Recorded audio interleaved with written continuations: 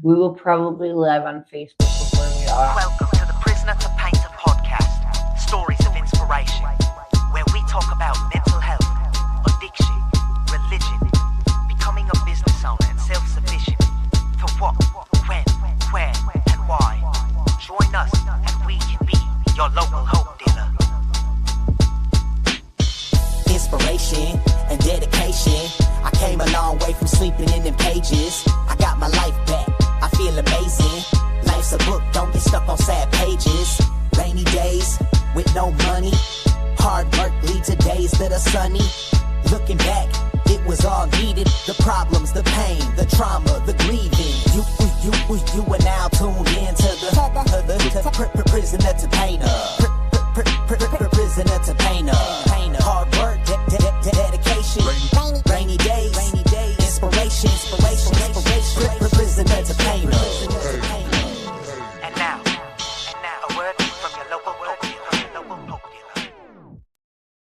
We were wearing matching outfits that day by accident, and then I was like, well, except my nails look like trash, and she had just gotten stupid. That's funny. Yeah, that's funny. That's all getting picked up. Welcome to the Prisoner2Painter Podcast. I'm Nathan McDermott. And I am Katie McDermott. And today joining us, running for judge, current prosecutor, Stormie McGee. Hey. Thank you for coming on. Thank you for having the courage to come over and tell your story.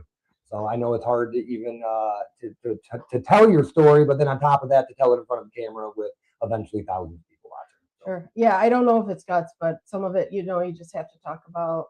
People have questions. Mm-hmm. There aren't necessarily a lot of public speaking engagements for judges, and people have, wrote on my Facebook, like, I'd like to be able to hear you talk. And I was like, well, and that's why I messaged you. Awesome. Yeah. Well, and what I've also learned is at least me and her vote for the person, not for always what they say they're going to do. Because I feel like betting on people is better than betting on ideas almost, because I don't know why, but I just feel that way. I vote for who I like, not for so yeah.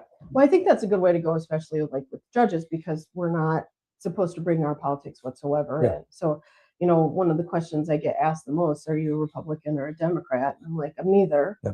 I'm an independent. And, because I think it's really important that, people know that going in, like, I can't promise you anything. The whole deal is that I'm going to wait until I hear the story, and I'm going to hear both sides fully before there's any decisions made. And so, I think it's better to judge somebody based on, what their demeanor is like and what kind of person they seem to be and what kind of values they seem to hold, and not just views, right? Because those shouldn't matter. No, 100%. And who you are as a person makes me believe if you're going to follow through with what you say or if you're not. So betting on the person instead of betting on what they say they're going to do. Because I'm like, oh, wow, you hold yourself to a higher standard. Odds are you're going to do what you say you're going to do. You seem a little shifty and you're taking money you shouldn't. Well, I probably shouldn't get my vote. So, Right. Yep. Awesome. Well, that transitioned a lot better than a normal episode. We normally start in childhood and work to where we are now. Of course, we'll talk, what got you into being a prosecutor, to me, that's public service, which I know you probably hold the same thought, and then working into why you want to become a judge and what you're going to do when you get the seat. Where were you born and raised? Here. I actually grew up part of the time on Walker Street over by where that big factory fire was. Okay. There was a period of time where my parents owned an apple orchard that I think is now like storage units on M106 past the prison. Oh, okay. Lived out there for a few years. And when my dad eventually remarried when I was an early teen, we moved out to Northwest School District, and that's where I graduated from. I got all of my DUIs, not that that matters, out on 106, right by Dewey's Road, all three of them. And it is easy to do out there. Yes, it is. Wow. Who was the most influential person in your life growing up? My whole life? Yeah. My grandmother. So when I was quite young, my mom, she was also very young. I was the second child, and my mom was 18 when I was born. And so she got to be about 24, 25 and had kind of, I think, what we'd call a nervous breakdown. At the time, we didn't really know what was going on. She just kind of up and disappeared. I think she left a note on the answering machine because it was the 1980s, right? Yep. And my grandparents really stepped up, because my dad has got like these, at this time, 3 little girls. you know, in up to his eyeballs. You know, at the time he was working, you know, second, third shift at the prison. You know, we were barely making ends meet. So my grandparents were really, really involved. And my grandma was one of those, and this is, I'm gonna ramble a minute. Please. She's at 84 or 85 now, and she's had a couple of like mini strokes or something, and her memory's a little off, and she doesn't have the filter she used to have any. You know what I mean? Yep, gotta love she used it. to be very reserved, and you know, you never knew what she was thinking, and you know, under all the pressure, she never cracked. She just like stepped up, right? Now she says whatever she thinks, and it is absolutely hilarious. I like when I go out to visit her, you know, she says things like, these men, they're just always trying to tell me how to live my life. And I'm like, Grandma, do you mean my dad and my cousin? Yes, they keep moving stuff on me and leaving notes and telling me not to touch things. So, yes, she always was and still is one of the most influential people in my life. Awesome. We tend to revisit topics because when I think of it, I think it's important to ask. Your dad worked at the prison. Do you think you got any sense of service to the community from that, or did you get your sense of wanting to be a prosecutor somewhere else? No, from that, you know, those were strange times, right? While he was working there, and because of the trauma of my mom leaving, he was, sorry, Dad, kind of depressed, right? No, I get it. And there was like alcohol became a factor. Times were a little bit dark for a while. So, you know, my memories from that time were more of just kind of struggle and making ends meet and playing in the street until dark, you know, things like that. I think that my interest in public service really came up when I was halfway through law school. I went into law school thinking I want to be like an Atticus Finch. Okay, I wanted to save the world. Yeah. Some of the people who wrote me letters of reference, because I went to law school late, like had a big gap between undergrad and law school, and so I needed a lot of support to get in. And you know, they were like, she's gonna be the Clarence Darrow of her generation. Awesome. You know, people were like gung ho because that's what I thought I was gonna do, defense work. And I did do some clinics, but I took an internship my second year of law school at Wayne County Prosecutor's Office in Detroit. And oh my gosh, still like the first day of that internship, I thought, oh, I'm never going to make it. Yeah, maybe this isn't it. Right. Right? I was 34 when I started law school. Okay. And the woman who was in charge, Emily Wolf, was a great lady. She was in charge of the coordinating interns. And she's like, you know, we've got a special assignments unit here. There's only 2 prosecutors in it, and they could really use a hand. She's like, we need somebody with some maturity, and I think you're the one. So she puts me in this unit. Special prosecutions over there means it's either really high profile or really complex. And so they assigned me to a woman who is absolutely a trial machine. I mean, she's just a fantastic litigator. Her name's Lisa Lindsay. And at the time, her dad was really going through some illness, and so she was very like standoffish. And I was like, oh my God, this is not going to go well. And she comes up to me with this massive binder. And I don't know if you've seen like a trial binder for a homicide case. But you know, she like stuffs it in front of me in my cubicle and is like, get familiar with this case, and walks away. And I'm like, okay. And I open it up, and looking at the photos, it's a homicide, right? An arson homicide. And this man had abducted a woman and her 4-year-old daughter, did unspeakable things to them, and then put them in a basement of a house and burned it down on top of them. It was, and I saw photos of very, very severely burned human beings for the first time in my life. And I was like, I don't know if I can do this, right? I don't even know how I'm going to sleep at night tonight, right? And I went home and I was like, you know, I talked it out with my boyfriend at the time, and he's like, you can do this. He's like, it's tough, but it's not tougher than anything else you've done. You can get through this. He's, you know, we didn't make it, but he was very supportive when I was in school. And, you know, I went to bed that night and I just told myself, I was like, this is why we do this work. And ever since then, you know, like when things get tough, I'm like, this is why. Like, these victims are why we do this work. And so, like, while I handle, you know, on a day-to-day basis, dozens and dozens of cases that have nothing to do with that, like, the ones that really matter, like those ones I'm equipped to handle because I've had experience doing it. And right now I handle all of the arson cases, a handful of homicide cases, and then the general docket. 2 things I want to say before you ask your question. One, very quickly, Judge Guthrie also went to law school pretty late, it sounds like, so that doesn't sound I mean, congratulations. I'm not discrediting that, but it seems like that is also a route people take. Secondly, I think having not the best, I won't say not the best upbringing, but having a struggle upbringing, I think it makes you a better judge because you have seen, maybe it's because, I don't know, but Nicole Hughes also similar, and I think both of you will make incredible judges because I don't want somebody with the silver spoon in their mouth that's only had it one good way, because then you don't understand The that. bad way. Well, you don't understand that circumstances can land you in front of you, like just bad circumstances, and I'm in front of the judge. Now, some people, whatever, revolving door, I get that. Sometimes it's just a bad circumstance that almost out of your control. That's your nature, or not nature, nurture. But, Right. Or poverty, Yep. right? Yeah. Like there's so much of the crime that we have here in Jackson is mental health, Mhm. substance abuse, and poverty, Yep. right? And that there's lots of outliers to those things, but like the majority of them, are people trying to make ends meet and, Mhm. Yep. doing what they got to do, and then there's some people who are just like screw ups and don't want to work. Yeah, That's a different problem, Yep. right? And you have to address each one of those differently because you're talking about different kinds of people. I think you, and like I said, you and Nicole, I think you guys would I think that's a better fit. I just think it's a better fit because you guys know, you can't judge something if you haven't been there. Right. I'm like, Jesus. Yeah. So, sorry. You said you were 34 when you started. Yeah. How old are you now? 45. Okay. You Yep. look fantastic. Yeah, I for was your just, age. yeah, I thought you were in 30s now. Yeah. So Yep. that's why I wanted to ask. What we're gonna go back to childhood, yep, right? yep. Okay. So what was your family dynamic like with your sisters? You said you had sisters growing up. Yeah. How was that with everything going on? We took care of each other. So my older sister Christy is 18 months older than me. My younger sister Jana, she's 17 months younger than me. We were just boom, boom, boom, Mhm. right? And we took care of each other. We moved from the farm to Walker Street. My sister ran off several babysitters before my dad was like, I can't keep doing this. And she was like 8 or 9. So we probably shouldn't have been home by ourselves, but we were, and she made sure we ate. She made sure we were in the house by dark, those kind of things. We really took care of each other.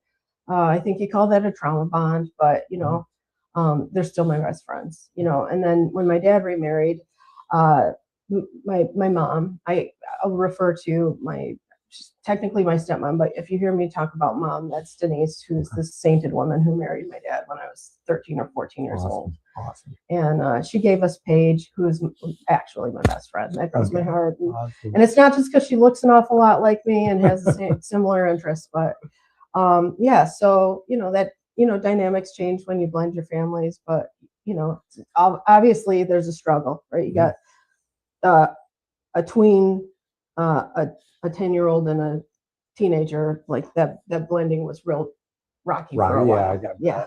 And I still like apologize to her to this day, to mom, because like we were kind of heinous at times, especially my older sister. But we got through those things. And interestingly enough, I think all those things just like make you a stronger person. I think right now is the appropriate time to ask the question. If you could go back to one day in history, any day in history, just to observe, you cannot change a thing, what day would it be and why? That's really tough. I'm a spiritual person, but I'm like not religious, right? But I do think it's interesting, the stories about when Jesus came back and he appeared first to Mary. And I find that fascinating. And there's like a lot of people that want to be, oh, that's not how that happened. This says this and this says this. I'd be curious just to see, like, are we telling the truth about what actually happened? Because I think that particular Bible character had a lot more significance than anybody wants to give her. Mary Magdalene. Yeah. Yes. Mary Magdalene. I agree. Yeah. Wow. Like people want to call her, like a harlot or whatever, but the history, and I took a class in undergrad because I was one of those, I just want to learn stuff, right? It's called The Historical Jesus. Like she was a merchant. Like she was a merchant. She dyed purple cloth, which means she was making good money, right? Yep. And she financed his mission, right? She was the one that was putting the foot to the bills on those. And I think we don't give her enough credit. And at some point, the church decided we're just going to shame her and cast her aside. And I would like to see, especially if that's the case, what that conversation looked like. Yeah, learning more about her and her childhood, or what they claim, it's like she was not a harlot. She was abused and Yeah. Well, Probably, Wow. probably had some mental health problems Yeah, that's a too. great. and when it doesn't fit the narrative, people vilify historically women a lot, where we get like the stereotype of what a witch looks like because women were trying to brew and then they were like, no, they were evil. So Well, like, I mean, history's written by the winners, right? yeah. Yep. Yep. Growing up, what was your favorite cereal? Oh my gosh. Captain Crunch, the peanut butter crunch. I still buy it. I will say this to everybody who gives that as an answer. Did you not like the roof of your I mouth? still don't. I apparently hate the roof of my mouth because like when you're like in DEFCON 5 for a murder trial, it's just like I put out all of the snacks, and one of the things I always get, like Cool Ranch Doritos Mhm. and a big box, like the family size box of the peanut butter crunch. And I'm one of those that I'm like a feral person. I'll get a bowl out and stand with a light of the fridge and just eat my cereal. Yep, Yeah, yep. because Mhm. once you're in the zone, you can't snap out of it. Yeah. Wow. So I just want to get kind of a feeling of your childhood before we move to school.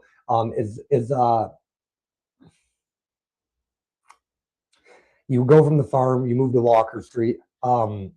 It sounds like your mom had a breakdown, left. You moved to Walker Street. Your dad remarried. Once you remarried, does it kind of does the mood get better?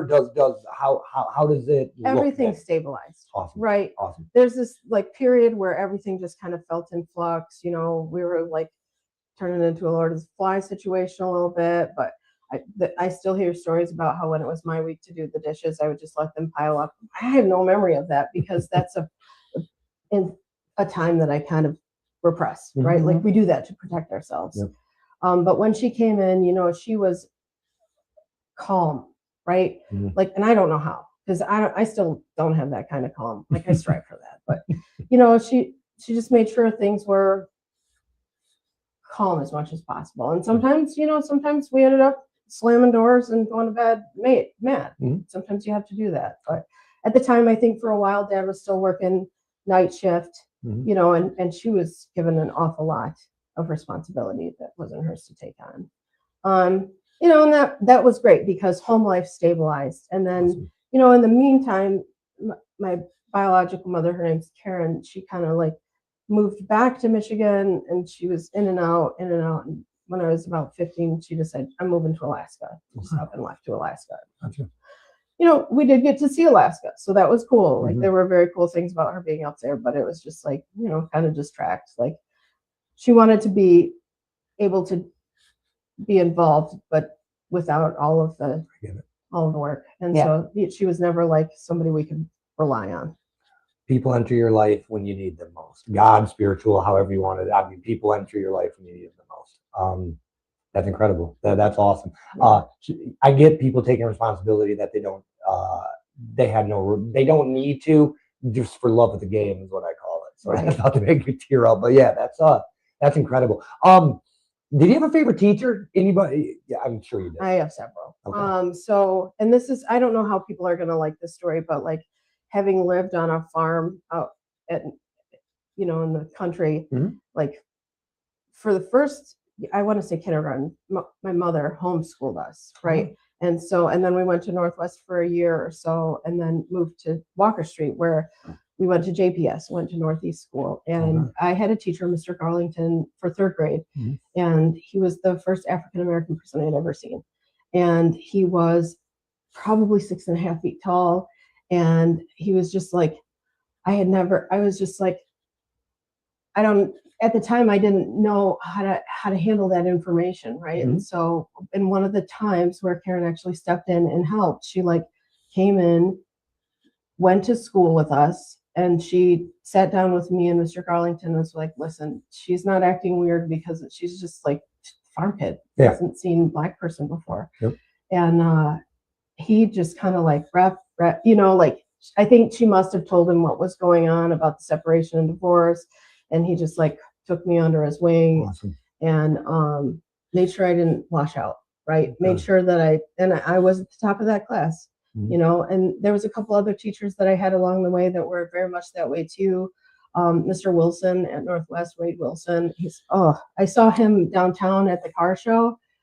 That man, like I told him, I was like, listen, I don't think you know this or not, but like when I was in your 8th grade science class, like that was around the time my mom moved to Alaska and things were very unstable, and having like this creative person who obviously cared. His wife had been my 2nd grade teacher, so he already knew about me. Like, there were people looking out, which I thought was just a fantastic opportunity. And I have since reached out to as many of them as I can. Mr. Garlington died about 7, 8 years ago, and I sent a card to his family because I just wanted them to know, like, this is how much this man meant to me, right? It takes one person to change a trajectory, change your life, change. That's awesome. Did what he taught correlate to your favorite subject, or did you have a different favorite subject? No, so at 3rd grade's everything, but I memorized the states and capitals. Okay. All right. Those ones, I'm pretty on top of those, but or at least I was at one point. But I think it does make a difference having that kind of interaction when you're young. Keeps you from developing biases against people that are unfounded. Did you have typical like school experience once you did settle? Like, did you go to like dances, play sports, things like that? I did. I was a dork, right? I was like a chubby dork who didn't talk too much. I had a small group of friends. Most of them I'm still friends with. Awesome. But I played soccer all through school. I was in the band. I was on the science academic team in high school, like seriously bona fide dork. Awesome. But I did things. I just was the quiet person doing things. And it's been interesting since I've, like kind of dropped off of Facebook for a very long time. And then when I decided I was going to run, I'm like, oh, I have to use Facebook again because everybody's on Facebook. You got it, social media, yeah. And, and I'd been using Instagram, so I started using this Facebook that I hadn't used in probably 10 years. And then people are like, oh my gosh, I remember you from school. Like just yesterday, I met with a woman who was in my 6th grade, one of my 6th grade classes. In that time in between, I was different schools. We crossed paths for 1 year, and she remembered me. And I brought her a sign and a T-shirt, and so now she's on Team Stormie. That's awesome. Yeah, yeah, it's kind of neat. No, it is. Well, and the underdog story is always cooler to me than any other story. So that's incredible. Is there anything from your childhood or from your schooling that seems relevant to tell us? Is there anything we missed? Is there anything when we invited you on or you asked, or is there anything you said, man, I really want to talk about that? I did well in school, right. I just minded my business. My sisters were both standout athletes. They were both very popular. I'd go to the school dances, but one of them was an actual homecoming queen. You know what I mean? Yep. So yeah, school was pretty uneventful. I know a lot of people talk about, school was like the greatest time in their life, or they hated school or whatever. For me, like school was kind of an escape, right? It was one thing that never changed, even if you had different classes. It was just like, I know what to expect every day when I go here. So it was kind of a weird shelter. See, I didn't necessarily hate it or love it. It was almost just, to me, it was almost just irrelevant. Like it was just a stepping stone to what was next, I guess. And I didn't know what was next. I guess I did kind of hate it because I wanted something next. What was your first job? My very first job, I worked at Van Thor's greenhouse. I carried mulch around. Nice. That's over on King Road in Spring Arbor. I did that. I also, at the same time, was volunteering as a lifeguard because I really wanted to do that. I volunteered a lot of time in the summer at this Christian camp called Faircal up in Fairview, Michigan. And I decided I wanted to be a lifeguard so that I could go up there for more than 1 week at a time. I know that sounds silly, but like if you go as a camper, that's 1 week of camp. But if you have a skill that they can use and work you for free, then you can stay for 6 weeks. So I went through the Red Cross and got my lifeguarding certificate and disappeared all summer. Dad's still around? Does he still work? He is. He's still in Jackson. My dad is retired. He's, when I think it was my first or second year of college, he had been working in probation parole, and then he went into the trades and became a journeyman plumber. What a heck of a shift. Yeah. I'm just going to say it is a heck of a shift. But, talking about him now, he said it was the best change. I will say that I don't think it was by choice. But he said, the change in environment from, the criminal institutional situation to like just working out, fixing things, like he really enjoyed being able to do that. And now that he's retired, I think for the most part, like he'll get a call from his pastor, like, hey, so and so needs something fixed, and he's always fixing stuff for little old ladies at the church and stuff. I was just going to ask, because of him, but also because of you, I am a strong believer. Like, I mean, like, I'll die on the cross, strong belief. You are who you hang out with. You birds of a feather flock together. Is it ever difficult being surrounded in a criminal? I mean, you guys are surrounded by sometimes the worst of the worst. Him, especially working in the prison, you are literally surrounded by guilty, proven worst of the worst. Is it hard to be in that environment? No, not for me. Okay. And I don't know if it was for him. Gotcha. I can't really speak for him. Yep. I think for him, like working at the prison, he has a lot of compassion too. Okay. You know what I mean? Yep. And he still talks about certain inmates that, were in level 4 lockdown, right? That were just the nicest person or had the greatest conversations with, as just him being a CO, and then when he was in parole, he would, people wanted to join a church group with him. He'd make sure they had a ride to the church group or different things like that. They had a Celebrate Recovery program at Grace Church they might still have it, but he was part of that and would bring parolees if they wanted to go. I do think that had influence on his career trajectory. Gotcha. Because church and state, but like he really did. He wanted to help people out. And on the other side of that coin, one of my other early jobs is, do you remember when there was a Hudson's Grill?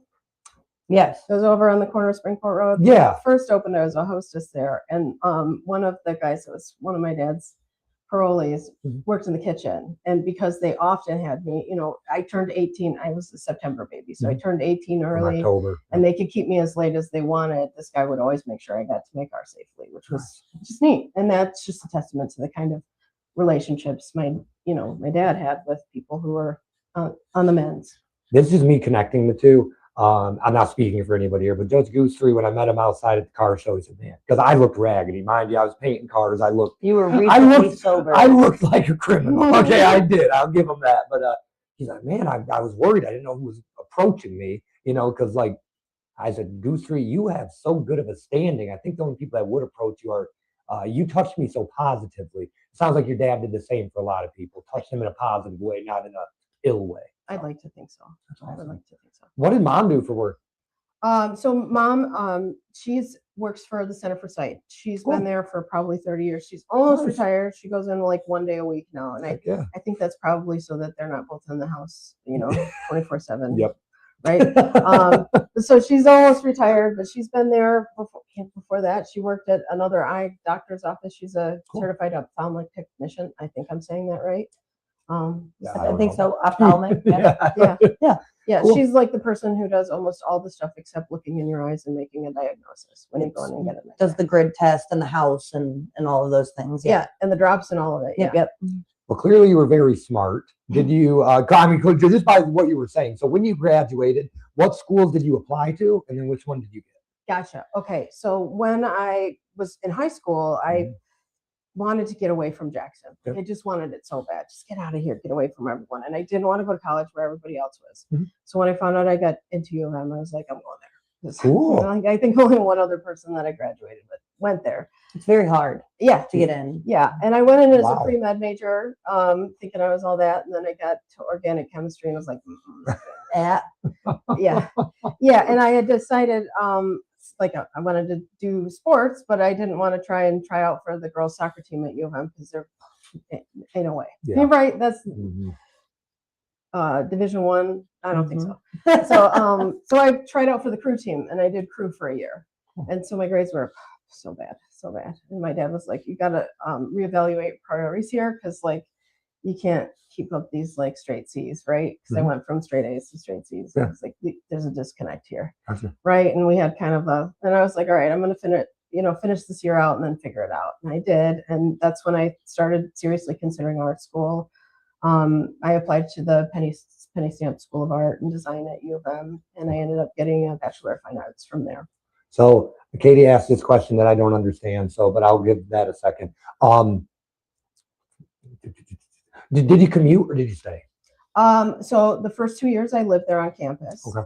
And then the third year, because I wanted to buy a digital camera, which were crazy expensive at the time, right? Like the cost I saved in room and board allowed me to buy a nice digital camera, which is completely obsolete now. That's a heck of a trade-off. It was, and it was a lot of driving, and I did that for 1 year, and I got in an accident where I got hit by a semi on the road on the way to school one day. Yeah, it was not a. Was it bad or like was it? Well, clearly it's bad because it was an accident. Was it like? Were really you bad? okay? Yeah, I was okay. My car got totaled, and the guy left me on the side of the road. So I had to get towed home. And the state trooper drove me back to the post where my parents came and picked me up at like midnight. Oh, geez. Yeah, and about 2.5 years later, I get this summons. Because I had no idea who it was. I just I saw one of the plates, and it was the one on the trailer, not the tractor. Mm-hmm. And so I gave them the plate number that I had written down, just scratched it down on a piece of paper, and they found him. Oh. And then they brought me into court, and they're like, "Well, what do you want?" And I was like, "Well, I paid a $200 deductible, so I'd like that back." And that was the end of it. No kidding. I don't know whatever happened to that guy, but they did find him. Wow. Will you ask your question? About the major and the minor? Yeah, please. So you got a bachelor's in fine arts. What were your what did you major in? What did you minor in? And what were your favorite non-required classes, like if you got an elective or just got something for credit? Okay. My major at the end of the day is a Bachelor of Fine Arts with a concentration in ceramics and photography. Okay. Oh, cool. I have an English minor. Okay. My favorite class when I was there was this class that was taught by one of the a sculpture professor, and it was called Science, Art, and Spirituality. And it was I had no idea how relevant this class would be to my life down the road, but it was talking about I'm sure you've heard the term sacred geometry and how this appears in all of nature and also all of art and the golden ratio and the Fibonacci spiral. Yes, all of those things. And at the time, I found it really fascinating, right? And for the final exam, it was an art school class that other courses could take, but it was primarily art students that took it. But the final exam was you had to do a project of some kind that tied all of that together. And I did this little mini mock-up of what I called it a ritual bath. And I had no idea what I was doing. I was just trying to try all these concepts together with the skills that I had, and since I was good at ceramics, I built this thing, and it was actually really cool. And now looking back at it, I'm like, I don't know where this in my creative brain created this thing that many cultures have been doing for tens of thousands of years. And I think that is really, really astonishing. I think it ties that whole science, art, and spirituality thing together, because sometimes our brains create things that are actually there. We just have no other way of knowing it aside from our imagination. Stormie is going to be a good, great judge, fair, smart, and not a part of the good old boys club. Karen McKay.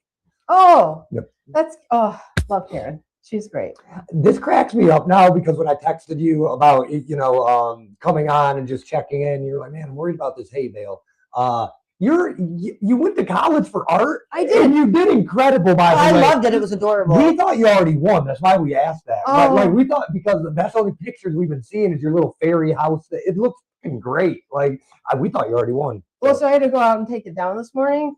Everything has to be done by noon today. And I was like, well, we're going first thing. And so my sister Paige, the youngest one, of course, she came over to help me, and we took it down in about 30 minutes in the rain. And some lady who was taking down one of her food trucks, she's like, did you win? And I was like, I don't know yet. I guess they tell us tomorrow. Oh, okay. The announcement's on Monday. Gotcha. And they sent it in a really long email, which I forwarded to Paige and did not read.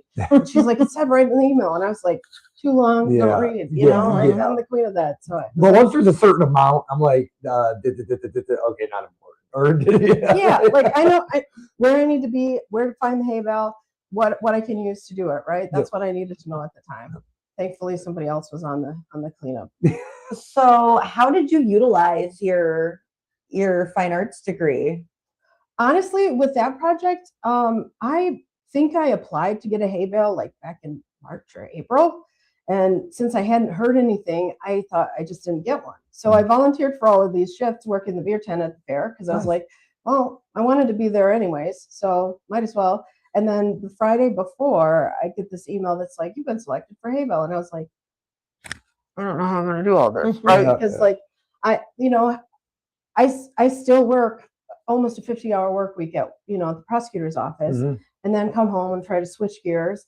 If I can, I get out and knock on people's doors. If I can, I work on things like signage, I'm planning a fundraiser. I'm reaching out to people to find out where I'm going to put these signs, Mhm. things like that. I was like, I don't have time for any of this, and I have to do it all because, like, especially now the people are watching. Like, you can't drop the ball. It's a lot of pressure. Yeah, I can only imagine. And so when I found out, I was like, all right, I got to delegate. And I was like, I had this idea that I wanted to do like a Lego man wearing the Pedro shirt, which is the Vote for Stormie Pedro shirt that I've been, and I was trying to workshop how we're going to build this, and the engineering on it just was like, this is impossible. Because with the time window I had gone also.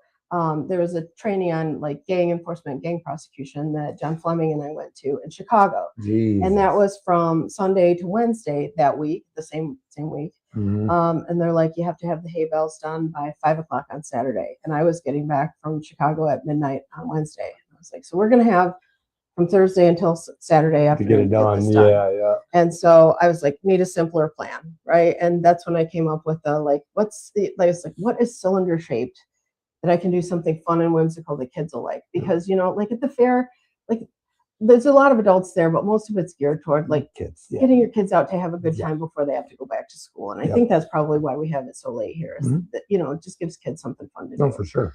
And I had this idea for this fairy thing, and I was like, let's do this. And my sister right away, she's like, me and Dad will build the cap for the mushroom. And I was like, great, I'm on it. Yeah. And then Karen, she started working on the little signage and the pennants that went across the front, and the adorable little gnomes and little touches. And I just started planning out like how I'm going to do this. And I went out to the garage and I was like, what can I use out here? And I had scrap wood, and I was like, all right, I'm going to build a rickety picket fence.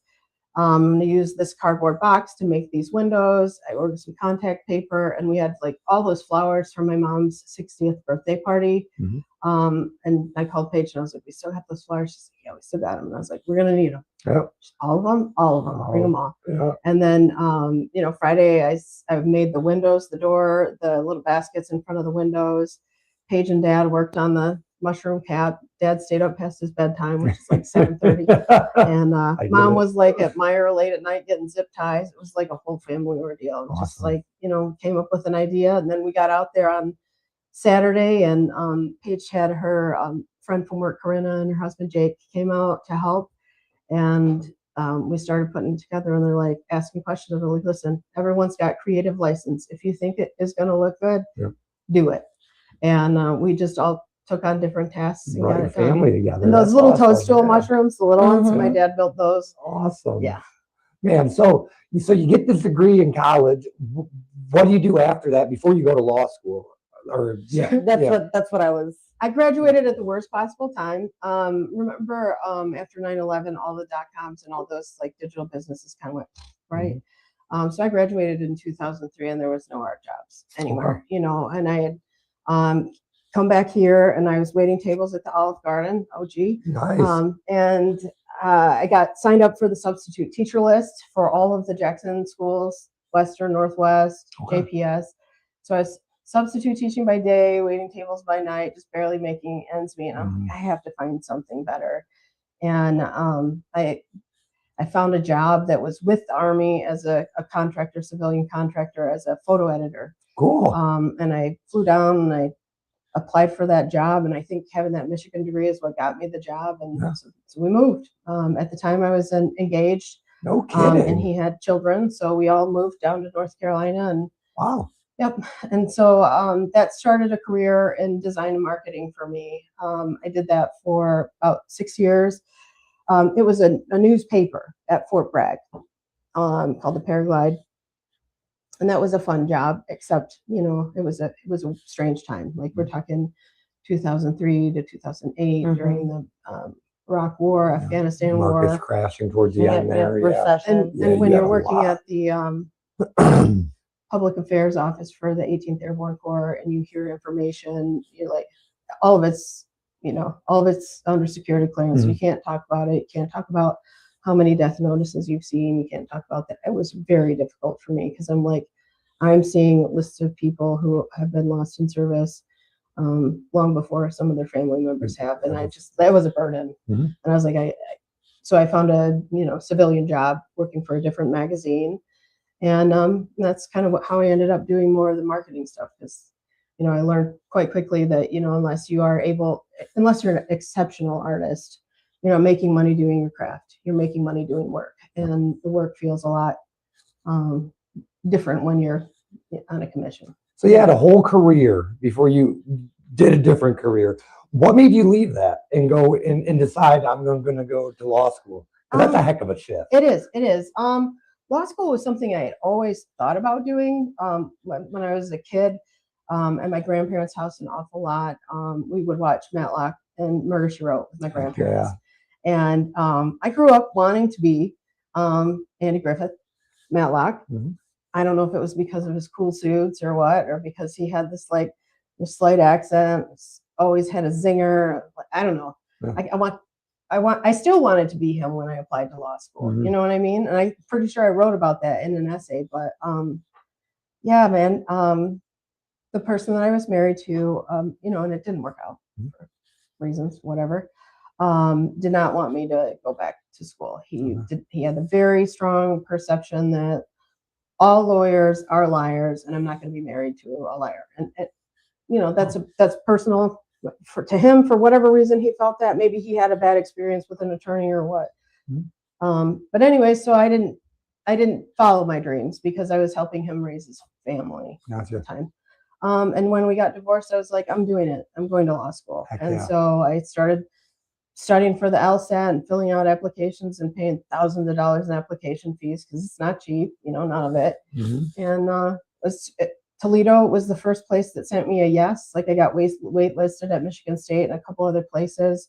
Toledo sent me a yes, and I was like, I'm going to Toledo. Yeah, and that was it. Man. I always said the right woman, because I'm a man, so the right woman can either set you up for success or can hold you back. So one of my exes once asked, well, you didn't do it for me. Well, you were the one holding me back. She was the one propelling me forward. Right. So I changed, life got better for the right person. So it sounds like life got better. Yeah, I mean, the shortest version of that story is I married someone who had a lot of characteristics of my mother. Right. And I think there was a part of me that thought that if I was able to fix him, then I'd be able to fix her and heal myself by doing that. Gotcha. And it took me probably 7 or 8 years of good heart therapy to accept that, like, you can't change anyone except for yourself. Mm-hmm. And you're the person that needs to be healed, not somebody else. And, once I started working on that, it made a big difference in how I started viewing my own potential and my own success. Self-awareness is a damn superpower. I mean, I'm just kidding. I mean, it's a superpower in itself. I didn't realize how many people are very not aware of themselves and their crap. Well, because that leads up to a whole bunch of other things, though. Like, that's like taking responsibility for your part in things. And then some people take responsibility for their part in things that isn't their responsibility, just to kind of like try to start the closure process of things. And then it doesn't, it perpetuates it because you feel the shame and guilt for things that weren't your fault. So I think accountability is something that people don't want to look inward into. Like, that's something that perpetuates the not being self-aware. Right. And that doesn't even talk about projection. Right. Right. When you are projecting your own BS onto people because you think things are a certain way. Yeah. Misguided. Right. Yep. How was law school for you? Hard is what we hear from everybody. But after my first year with a crew and my bad grades, I pulled it together. Right. And I ended up graduating with like a 3.85, which is a miracle. Nice. I don't care if it's because of art classes. At least I was good at something, right? Mm-hmm. So I fancied myself a pretty smart person.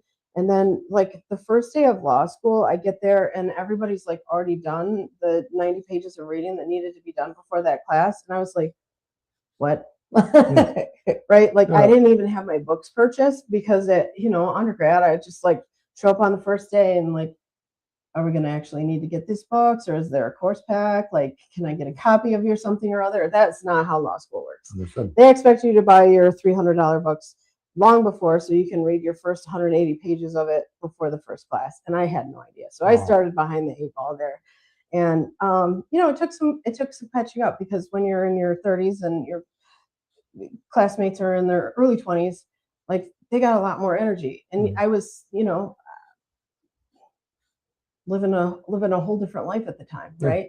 So it was a learning curve for sure, but I did fine. I really embraced C's get degrees after my first semester in law school. I was like, I felt really bad about that too. Like, why am I getting such bad grades? And then I went in and had a meeting with my contracts professor of all people. And he's like, this grade doesn't reflect your ability to like understand these concepts. It reflects your ability to explain it in a short time span. And he's like, you should consider transactional law, which is basically the contracts. Yeah. You're going to need more time to work on this stuff. Like, get yourself I did the exact opposite. Notoriously do not take advice from people for some reason. Don't tell me what to do. I can't make decisions quickly. Watch me now. Right. And, anyways. So I got through it, but it was not easy. Again, learning curve. I did bring my grades up by the end of it, but still at that point I was like, it doesn't matter. A law degree is a law degree. It doesn't matter even where you get it from. Unless you want to be on the Supreme Court or be the president, it doesn't really matter where you go. So I got as good an education at Toledo as I think that people do at Harvard. I just different type of professors, and I had probably more personalized attention. It doesn't seem like it is this way now. Male-dominated fields, this, that, and the third. How was it being a woman going through law school and then getting into whatever job you got after? In law school, I think it was pretty balanced. Cool. I think as far as the educational gaps, those are pretty well closed as far as the educational part of it. I think where we see a difference is the way women advocate for themselves once they're in a position. So, for example, like your earning capacity is really dictated by your ability to advocate for yourself. Like, I've been here this long. I've tried this many cases. I'd like a pay increase. Is like, those are pretty easy I statements to make. And most people are like, oh yeah, I hadn't noticed, or like, I noticed, I meant to do something about that. Right. But if you don't say anything because you don't think you deserve it, you're never going to get that. Gotcha. Right. And so for myself, like a lot of the opportunities I was given, I made, I sought out people. I started as an intern, and then I met a person who was running the major drug unit in Wayne County. And that person was like, when we hire you, I want you to work for me. And so then I got a really great experience working on cases that were like the 450 or more grams of drugs, right? The big ones. Yeah. Right? So I learned a lot of motion practice and how to do that. And then I was like, most of those cases, because you get caught with, I don't know, like $1 million cash and 2 kilos of cocaine, like you're going to plead that out so you don't go to prison for the rest of your life, right? Probably. But like, I wanted to do some trials. So I pushed my way into the general trials unit, and then it was like, I couldn't get out. So they're like, she's going to keep doing them. And I did, Awesome. That's how I ended up coming here with, 50 some trials under my belt, because I just went, it's a machine out there. Man. Yeah. You think the courthouse here is busy. It's, there's 180 APAs. Unfortunately, we have been in other courthouses. Not bad, but no, Jackson's not that big. It's not really that big. It's actually kind of small, really. Like I've been in the Wayne courthouse, and I'm like, oh shit. I'm like, this is different. Have you watched the TV show Bull with I can't ever remember his name. We have asked every judge, lawyer, prosecutor, nobody's watched it. It's because nobody has time. It's jury science, and he has like this algorithm that he has built, software they use, but he can read people. I'll tell you what, the worst part of my job is picking juries. I am one of those that wants to see the world through these rose-colored glasses, and I want to see everybody for their potential, not for exactly who they are. That's how I ended up married the way I was, right? Yep. Like, I see what you can be, right? Yeah. Whether you have the wherewithal to make yourself that is a separate question entirely. Yep. And so notoriously, I would pick these juries where I think this person could be great, like if they XYZ. It took me a really long time to be like, if I have to ask myself, if anything, gone. Gotcha. I don't, if somebody gives me a weird vibe, gone, right? The reason I asked that is that not because the Because algorithm. what he does is illegal. That's for TV show purposes, but I always thought that was interesting of how you select. Like, the reason I say it is because I declined a jury and I just took a deal, but they say a jury of your peers, and I'm like, I doubt there's going to be 18-year-old white young males covered in tattoos up there. I just highly doubt that. Try to be a 21-year-old black male in Jackson. I Like, didn't want to say that. The first trial that I did here, I was like, on the whole panel, the whole courtroom, we had one African American person. Yeah. Like, there is no way for me to assemble a jury of this man's peers. Yeah. Right. Yeah. You know, and then you've got the possibility of a Batson challenge, which is when, you know, you've selected off a certain type of person. Okay. Which doesn't happen unless you create a pattern, right? But if you only have one African American person and you kick them off, then you've kicked off the only Peer. so you can't. Yeah. You can't, even if that person gets up there and it's like, I'm never going to find this person guilty. Yeah. You know what I mean? You can't Unless kick you them can off. demonstrate that they have a bias, you still probably can't. Yeah. Good luck. Yeah. It's really difficult. Yeah. That was my guess. I don't know, but that was my, and that's why I declined the jury trials, because notoriously I feel like it is white older males that work for consumers. That's a joke, the work for consumers part, but really it feels like white older males, you know, never been in trouble about anything. They could never understand that I was on drugs and stuff. Like maybe some of them because they're kid, but that's flipping a coin. I mean, you think even more in your point is the number of people that are retired corrections officers, retired police officers, you know, retired emergency room EMS drivers, you know, that end up You'd on our be panels. surprised though. The only people that I've ever heard of getting called for jury duty were mid-aged women who work in a service or like customer service in general, I like actually got a working. summons, but then they found out I was a felon. Oh. So, yeah, I got a summons. I was Never. like, oh, I'm not gonna have to go. Yeah. The only You're people as I've- likely to be on a jury as I am. Yeah. I'm like, oh my alright. gosh, no, because like literally everybody that I've heard of, oh, I got jury duty. I'm like, really? Yeah. Same age group, you're all women, y'all work in some sort of people field, like. And I know that doesn't always mean bad. Like Chief Pittman saw something in me, but like he is, you know, that's one in however many cops that I've met in Jackson. So This is just somebody who is willing to see you as a person. exactly. Yeah. Exactly. So what was your first job? And then can we kind of go in order just so I understand your progression? Because I don't want to negate it. You got to keep in mind this was a lot of years, right? Okay. So greenhouse, Hudson's Grill, lifeguarding, waiting tables. Okay. One summer during college, I worked at the country club as a lifeguard. Nice. I did not like it because you can't use your whistle and whistle at the kids that are misbehaving because it's disrespectful. And I was like, I can't do this. Yeah. I need, you know what I mean? Yeah. Like if kids are acting up in a pool, you got to get them out. Yep. They can drown each other. Yeah. Seriously. Like, I'm 17 and I understand this. Yeah. Then substitute teaching Okay. and back to waiting tables. Mhm. The job with the Army. Okay. Then I was at a magazine called Up and Coming Weekly. Cool. When I moved back to Michigan, I got a job at a company called Dynamic Edge in Ann Arbor. I was doing marketing for them. Nice. And I worked there until I want to say that was probably around 2008, 2009. Okay. Got a job at Borders before they went bankrupt. I was working in their what did they call that?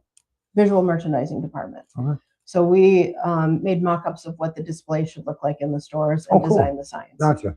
From there, they went bankrupt. My boss at that job got a job at Party City Corporate and took me with him. Cool. And so for 2 years after that, I was designing Halloween signs for the Party City the stores, and all of those Halloween stores. That was my job, designing the signs and making sure they got put up correctly. Yeah. I love Halloween. That was such a fun job because like with the Halloween stores specifically, they're all over the country and they pop up and you're sending out directions and these huge sign kits and you're like, do this, but nobody knows how to do it. And even if you take the time and really carefully write instructions, people still don't know how to do it. Yeah. So like we'd send out these kits and then it was my job to fly around and make sure they were putting them up. Oh, that sounds like a cool job. Okay, that sounds cool. It was very cool, right? Because they're putting you up in a hotel, you're seeing different cities, and it was, I was separated at the time. Oh, so even funner. Yeah.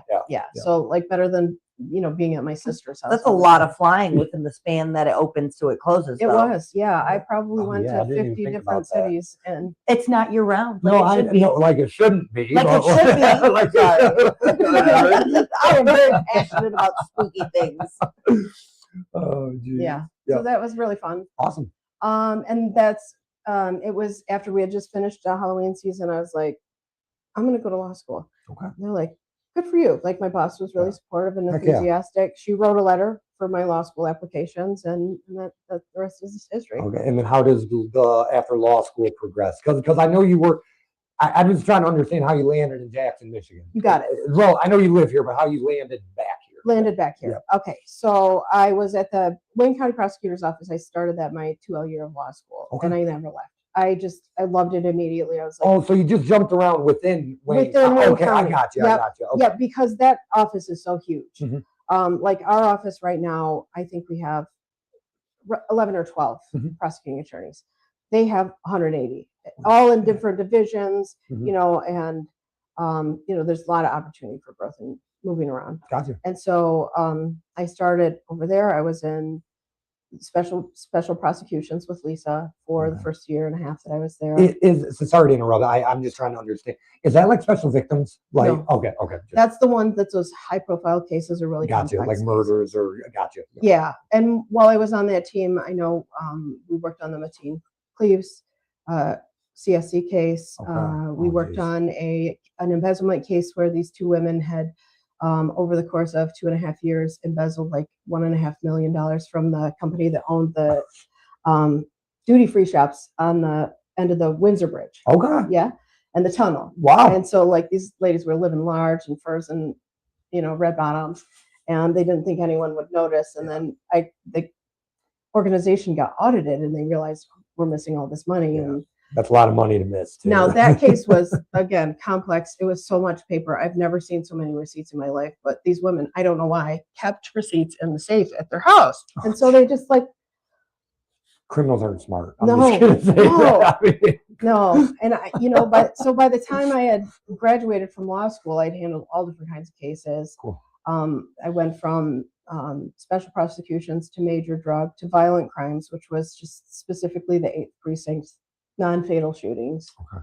And then I did the 9th precinct, which was those were, I don't think we do these anymore. It was a grand jury indictments by a sitting single grand juror. So those were also shooting cases, but they were ones where they're so time sensitive, you're going to lose all your witnesses because nobody wants to talk. We watch those on SVU. Yeah. I know they're not accurate, but I understand what a grand jury thing is. Like at the time they called us the secret squirrels because you're not supposed to talk about what you're doing because it was now been found unconstitutional, that process. Gotcha. Unless certain safeguards are put in place. So all of those cases that I worked on then have to be redone, which is a bummer. Wow. It's a bummer. Yeah, no kidding. Well, I mean, what happens is the process in that is like the shooting happens. These are the witnesses. We use investigative subpoenas to go pick those witnesses up and bring them in. Record a testimony, right? Put them in front of the grand jury. They give a statement. They're released, right? Now we have a sworn testimony in case that person decides they're not having anything to do with it, moving to Texas or whatever, right? So I understand, like early on, I was like, there could be constitutional ramifications to this, but at the time it was probably one of the more exciting jobs I've ever had. Yeah. And then I went into general trials, and that's where I was at before COVID. And during COVID, those cases, nothing went anywhere. Dockets got unreal. And I was on one where I had like 250 cases and none of them were going anywhere. And people were filing motions, and I felt like I'm not doing competent work. And it was overwhelming. And I was like, I think I need to do something different for a while. Gotcha. And there was a position at the public defender's office in Washtenaw, and and knowing that in the back of my mind, I thought, at some point I might see about if I want to be a judge, right? Like I always had that in mind, like maybe this is something I want to do. Cool. It wasn't something I was determined to do because I loved what I was doing. Yeah. But I thought this is a good experience, Good and pivot. I learned, quite quickly that it wasn't a fit for me. Mhm. But I gave it a college try, right? Okay. And I was there for about 6 or 8 months. I want to say, I don't remember the exact time frame.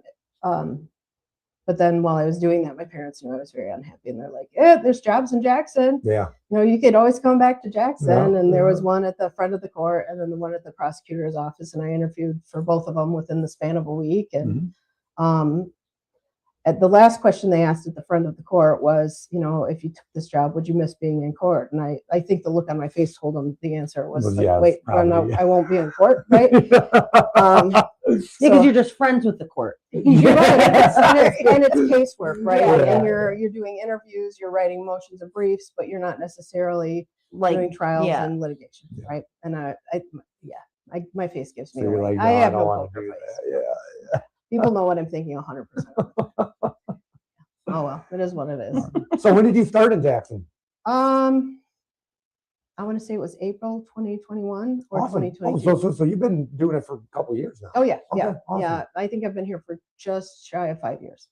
So that means you have seen different. So you've got different bosses. Jared Jarzinka was your boss to begin with, and Yes. then now Kelsey Guernsey, correct? Yes, Awesome. I was hired by Jerry and Katie Wismierski. Awesome.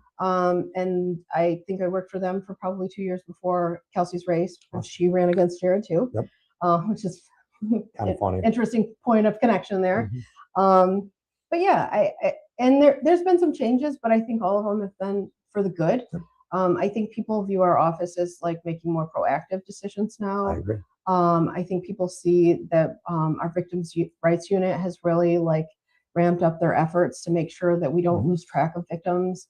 I think there's been a lot of positive change. I have nothing bad to say about Jared Jarzinka. He actually cut me my deal when he probably should not have, because I lied about some things and I took back the lie. But he realized I was a kid, so ultimately he let it go. But so I owe a lot. Chief Pittman, Jared Hopkins, ironically, Jared Jarzinka, and Judge Jordan and Goose Street all had a hand in me not going to prison.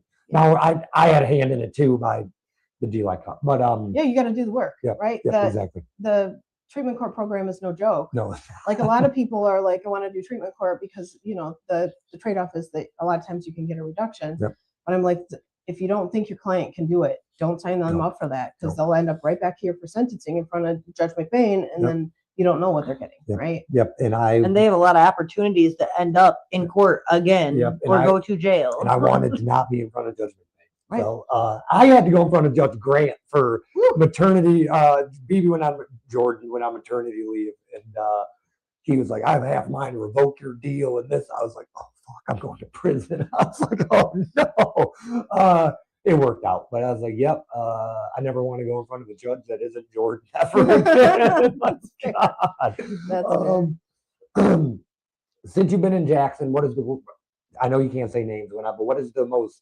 What's the worst case you've tried? Most impactful. Most to, impactful yes. to you? Oh, Yes. the one out in Brooklyn, the Super 8. There was a guy that was on a work job with a crew, and they were out drinking one night, and after they had been out to dinner and drinks, they came back, and one of them beat the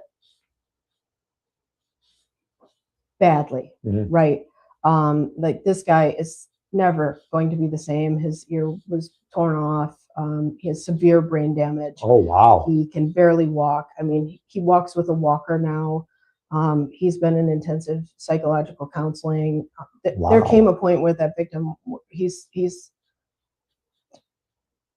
I would call it a traumatic brain injury. I'm not a psychiatrist, but I would call it a traumatic brain injury because some of the last messages I got from him before I had to sever communications were like, "You're never looking out for me." And I felt like hell for that case. Yeah. Like I don't know how long, if ever, anyone's ever charged somebody with assault with intent to maim and mayhem, but I did, and we took it to a jury and they convicted him guilty as charged. On Heck everything. yes. So how long did he get? Because that's just me being curious. And this Oh, was in Judge Jordan, so this is going to mean something. yeah, it will. 35 to 50 years. That means a lot. Because I'm not saying she's light in a bad way. She's light in a here's a second She chance. tries to understand. Well, she's good. Yes. that does say a lot. Yeah, we That put says a we lot. put all the evidence out there. Yeah. We did. We constructed a really good timeline from text messages. Awesome. This guy had the audacity to like send pictures and videos to his coworkers of the beating while it was Oh, happening. wow. During presentation of the evidence, one of the jurors gasped and covered her mouth. And Wow. I was like, oh, we got him. Yeah, Like I knew, yeah. you know what I mean? Like, and when I was doing closing, we were going through, the text messages one at a time so they could see them one last time, and then the photos and then the videos, just tears. How old was the guy? The victim, The perpetrator. they were both in their 30s, younger than me. I was just saying, hopefully, because that means he probably won't ever get out in his lifetime. Yeah, So that's 30 to cool. 35. I think it's very, yeah. Awesome. This is why I could never be on a jury, because I could not hold my tongue watching evidence. I would sit there and be like, oh, hell no. Like, No, no, seriously. no, like, I've I heard could those not. too. Yep. Yeah. I've I heard could those too. not do it. Wow. Okay. If you could have dinner with anybody from history, who would it be and why? Dead or Obama. alive. Yeah, okay. Barack Obama. Barack Obama. Yeah. Yeah. I really admire him. I think he's courageous. I think he's smart. I think he's the last Um, real president. we I had. think he's super agree. polarizing, but at the same time, like if you're making everybody mad, that means you're not pandering to anyone. Yep. Right? Yep. That means you're making decisions that are balanced and other people see it. And I think like the leadership it takes in order to like make landmark healthcare legislation go Oh, yeah. through Yep. and things like that shows a level of grit and determination that I could pull a page from. And it I think shows that'd you be an can get- interesting conversation. and you can get both sides to agree on something, which is incredible. I also miss when he was president, and one of the biggest concerns in the country was that he wore a tan suit. Right. Yeah. Like, That's the worst thing we got to worry about. oh, he That's asked for all. Dijon on a hamburger. I'm sorry, he's bougie. And then perfect. What are you having for dinner? Yes. Yan King. Okay. I've had Chinese food all over the country now, and I don't know why. It's my favorite. I don't What do you think get? any princess chicken or the garlic. I think it's garlic cashew chicken. Both of them are spicy and have nuts in them. Awesome. We have been asking a newer question. So, prisoner to painter is like something was holding you back. You were a prisoner to something, and then you painted, or you want to paint a different reality. So, what were you prisoner to? Self-esteem. Awesome. Yeah. I mean, like early on, I said I was a dork. You're right. But like, that's acceptance. That's just me accepting, like, objectively, like, if you've seen the show Freaks and Geeks, I was like Geeks excited. You know what I mean? Freaks and Geeks. But for the longest time, I just didn't feel like I was worthy, right? Like, I married the first person who paid any level of attention to me because I had such bad self-esteem, right? And I trapped myself in a life, right? And then I got out of that, and I did it again with another person, right? Because I didn't feel worthy, and it took a lot of time. Of like, I'm happily single person, not dating, nor am I interested in dating, because like I found that on my own, like I'm so much stronger, right? Like I have always been able to rely on myself, and I've never been able to rely on any of the partners that I've had, and I've been carrying the team all along. Why do I need that? Like, and it's so much easier to do when I'm not carrying anyone on my back. And it's not to say anything, like my stepchildren have grown, they're still local. But I have a dog and a cat now. And I have lots of time to go out and meet people here, because at the end of the day, I think it really matters when you show up, right? When you show up and say, this is who I am. I think it's important that you see who I am, because there's a lot of people who are just sick of everything right now. I had 2 people yesterday say, I'm just sick of everything right now. And I was like, me too. The way I see it, you don't like it, you can do a couple of different things. You can like bury your head in the sand and pretend it's not happening and hope it goes away, or you can scream into a void and just complain and do nothing, or you can do something, right? And I have a law degree, so I can do something. This is what I'm doing. So the story about Nicholas Chamberlain, before I ask my last question, Nicholas Chamberlain was a school teacher in Maryland during the Civil War. He got drafted. He got drafted, but however that works back then. Nicholas Chamberlain battled before they get to Gettysburg, and the reason they won is because of Nicholas Chamberlain. Nicholas Chamberlain, to push back the Confederates, it was him, 5 other people, ran out of bullets. How are we gonna stop these guys? Gets up with his bayonet, jumps on the, says charge. His 5 guys get up, charge with him. The Confederates thought, they must have more people. 5 people aren't going to charge. They turn around, tuck-tailed, ran. And they asked him, why did you do it? He said, well, a man just can't stand around and do nothing. You gotta do something. You got to do something. And then, of course, the butterfly effect, they contribute that. If we would have lost there, then we would have lost the Battle of Gettysburg. The Confederates would have won. America wouldn't be united. Now Hitler wins World War II and whatever. Yeah. So, yeah. Like the dominoes. Yeah. So That's a big jump. Just to go what you just said is you can do something. Yeah. And you can do something. I can do something. Yeah. It just takes guts. Yep. And I got those. Sometimes more than sense. Sometimes I think I've got more guts than sense, but I care a lot about this community because it raised me, right? My people are here. And at the end of the day, my mom still has substance abuse problems. It still affects our relationship. And I take that with me when I'm dealing with a meth case, when I'm dealing with an OWI case, when I'm dealing with somebody who's just can't figure it out, right? Like, that's a person, right? And you don't know their story until they tell you. You can't assume it. You have to make them tell you. So before our wrap-up questions. Well, I have one thing, but before our wrap-up questions, and then clearly she has one more. November 4th, we go to the polls, see who's on the ballot. Why are people going to vote for Stormie? Well, with any luck, it'll be because so many of them have met me and they have a face to connect with a name. I myself have many times gone and I don't know who any of these people are, right? If at the end of the day, people just vote for me because they've met me or seen my name, that's enough. But I would like it to be because they think that I'm the best person for the job. Awesome. And it sounds like you're more than qualified. It sounds like you've tried a lot of cases. Like I said, I will say it 100 times. I will take somebody who's been through the crap than somebody who hasn't been through nothing as a judge. I'm not saying that to negate anybody else's story. Just I will always take the person who has lived both sides than the person who's just lived one side. I know you said that you're spiritual. I am more in the godly terms of what I'm going to say is Jesus left the 99 for one, and I will take the one he left the 99 for compared to the 99. So it sounds like you're a great fit for Jackson County. Thank you. What future you're painting for yourself, for Jackson, for yourself professionally and personally? Okay, Jackson. Let's say paint the perfect picture, right? I win, and I get established here, and I'm doing the job and become beloved because people know that I'm a person that they can come in and talk to, and that I'm not judging until I know what's going on. I don't want people to be afraid of what's going to happen to them. I don't want them to be afraid of me. I want them to respect the job, but not to be afraid that I'm out to get them, because that's not what we're here for, right? We don't write the law. The law it's not subjective.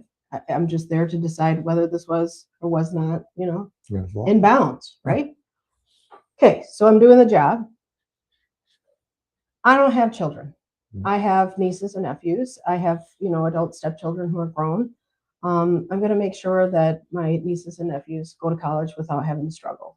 I'm going to save money for them. I think that's important. Carrying around a load of student debt is a burden. And I don't know if the other candidates deal with this, but like the amount of money that I pay every month on student loans is absurd. It shouldn't cost that much, but because it does, I want to make sure that my nieces and nephews are going to be able to go without having to worry about, can we afford it? I also would like to start a nonprofit. Not just people. I care a lot about animals, and I know that a lot of people specifically are like, I'd like to have a horse, and then they realize, oh my gosh, it costs $500 a month to feed this animal. I'd like to start a nonprofit that takes in animals that people can't take care of, right? And that would include the gamut, right? I'm sure I picture a weird donkey and some ducks and all that, and I'd like to make it the kind of place where we can find something for lots of people to do, bring in interns from Michigan State University to help with veterinary care for those animals. And if somebody just needs a job, right, they have to do community service. They can come out and help clean stalls.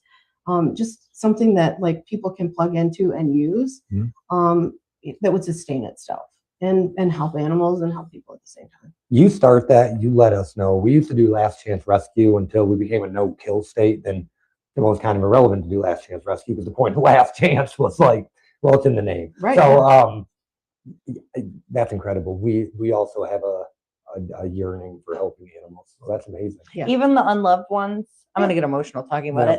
it. Like snakes and lizards and things, and people like, oh, they're creepy, they're scary. No, they're not. So, I think they are, but everybody deserves help. You And know, that listen, includes the I'm not a creepy big fan ones. of lizards, but that's just that somebody will be getting a job that they can take care of. Yeah, themselves. exactly. I'll find a place for them as long as somebody else will touch them. Yeah, I know that's right. I know that's right. Dude, this has been great. Seriously, thank you so much. Our wrap-up questions are all the same. This is how we keep everybody from the criminal to the judge to the prosecutor to realtors have all answered the same question. So I'm trying to, I don't know. I don't know what I'm trying to say, but everybody's equal here, no matter. everybody who you are. has a commonality that they can relate back to because they've all been here at this table. Maybe the questions have differed based on who they are or what we're But these talking ones about, have but not. these ones have These not. ones So there's have a not. commonality between Is everybody. there anything I didn't ask that I should have? Is there anything you want to say? Right now is the time, or anything that I missed? I'm gonna say an awkward thing out loud All right. because this is a campaign. If people want to be nosy, they can find this out. My ex-husband that I've mentioned a couple of times is in the Department of Corrections. Okay. It's for something he did after we were divorced, and my parents, in fact, didn't even tell me until I was done with law school because they didn't want me to fall off, right?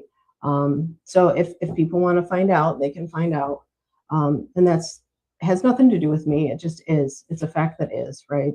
It's part of living life and making choices based on the prison that you put yourself in, right?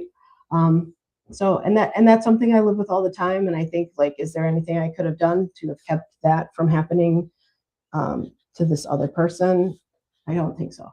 I think I did what I could with that one. I feel strongly about what I'm going to say, and this will ruffle some feathers if some people are watching. There is a judge that just got kicked off the bench for doing way worse, and there's a judge with OWI. So I think you are just fine for something you did not do. Did not. So I'm just going to say, if both of those judges, Other people's choices are not your own. I Yep. do respect the vulnerability yes, and honesty and the fact that you just slim shaded yourself. So Yep. I love that. Oh, thanks. yep. Yeah, I do live in a trailer with my mom. Parents have No, I do have baggage. I commend Everybody that. does, but that's mine. Yep. That's mine. I commend Don't that. dig. There it is. Yep. Wow, that's thank you. That's awesome. You're welcome. What is your definition of success? For me personally, it's making myself proud, right? Doing work that I feel proud of. I always keep in mind, like, my late grandfather, like, I want him to be so proud because he was, so important to me. Everything I do, I think, oh, I hope Grandpa's proud. Yep. And my family here, right? Like, I want them to be proud of the work that I'm doing too. If you need one. And if I'm doing that, that's successful. Yep. Whether that means as a judge or as a farmer or as a prosecutor, whatever that is. Awesome. Yeah. Awesome. And then a new one we added. So I guess everybody has an answer to this question, but who cares? And I think it's important for you because you just said about your nephews and nieces. So I think it's even more important to ask, what does legacy mean to you? Oh yeah, that's making sure they don't struggle like I did. Awesome. You're right. Like Awesome. I want them to be able to know, even if times get tough, like Aunt Storm's going to help you. That's beautiful. Yeah. Okay, so if you now met younger you, would you get along with her and vice versa? Would she get along with you? Yeah, that's okay. That's a great question. When I was about a month after I moved here, getting settled into my place, I had this moment where I'm like, brushing my teeth. I got a timer on the toothbrush, so just waiting out that timer, right? And I was standing there thinking, like, if I had to go through all of this, you know what I mean? Like, if I could get here doing anything else, would I change it? And I was like, no. All these things that I went through, the good, the bad, the ugly, like, they built me into who I am. Yep. And I just realized, like, if little me, like if 8-year-old me saw me right now, she'd be like in awe. Yeah. You know what I mean? Like, Yeah. kid me would be like, I am the person 8-year-old me needed. Yeah. Right. So I became, it was a weird moment. Like Full circle. No, I love that. With though. my I nano love that. hydroxyapatite toothpaste going, I'm like, I had a moment, like a, what is that called? Shadow work moment. Yes, Yeah. yes, I love that. I really do. But and then vice versa. If you met younger you, what would you say to her? Or clearly you'd get along with her, but what would you say to her? It's going to be okay. Yeah. It's going to be okay. And I'd give her a big hug because I probably could have used more hugs. Yeah. You know, Anthony Hopkins, one of my favorite actors, not really because of his movies. I don't, but whatever. Yeah. But one thing he said was, he said what he tells his younger self is, "You did okay, kid," and it makes me cry when I think you did okay. Whew. Yep. Yeah. Katie? If you had one word to describe your entire journey from where you started to where you will be, has to be a real word, has to be one word. What would that word be?